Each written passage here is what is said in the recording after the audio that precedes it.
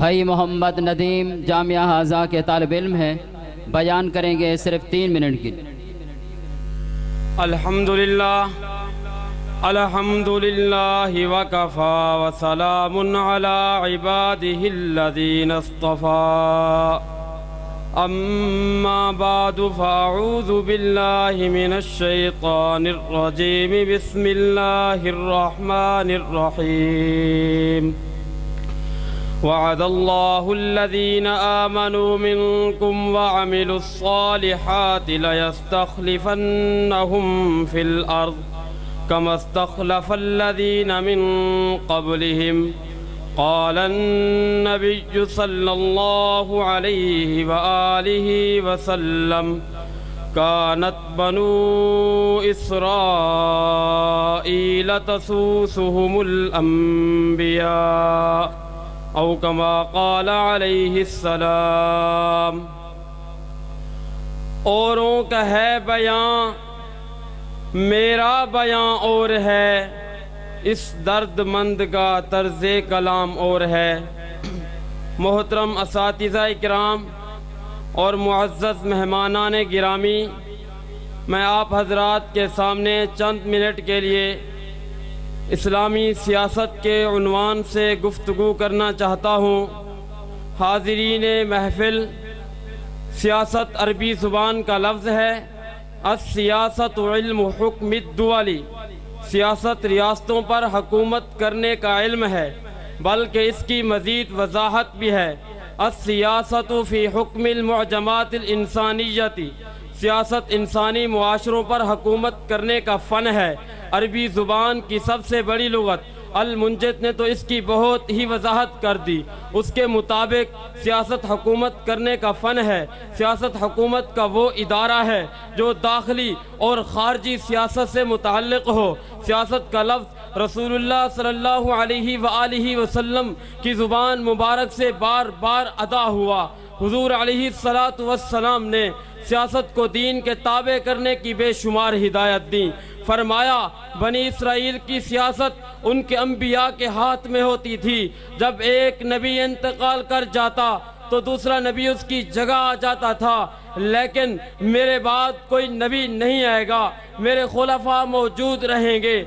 बाज़ औक़ात बैक वक्त एक से ज़्यादा होंगे, लेकिन मेरे मुल्क का मगरबी तर्ज़ ज़िंदगी से मुतासर सेकुलर लिबरल नुमा सियासतदान और मरऊब दानश्वर तबका नऊज़ बिल्लाह अंबिया का तसव्वुर ज़्यादा से ज़्यादा एक अजीम अब्दुल सत्तार ईदी या फिर मुशर्रफ भाई इस्लाम मदर टेरेसा और गंगाराम से ज़रा बेहतर शख्सियत के तौर पर पेश करता है।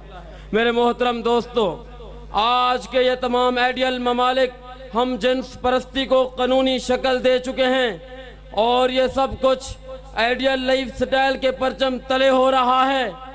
और जैसे लूत अलैहिस्सलातु वस्सलाम की कौम का जवाब था, बिल्कुल वैसे ही मेरे कुछ सेकुलर नुमा सियासतदान और मरऊब दानश्वर तबका का जवाब है कि मजहब को सियासत से अलग कर दो। कुरान बताता है, उन्होंने आखिरकार कहा था, फमा काना जवाब कौमिही इल्ला अन क़ालू अखरिजू आला लूत मिन क़रयतिकुम इन्नहुम उनासुन यततहरून, के लूत के घर वालों को शहर से निकाल दो, ये लोग पाक रहना चाहते हैं।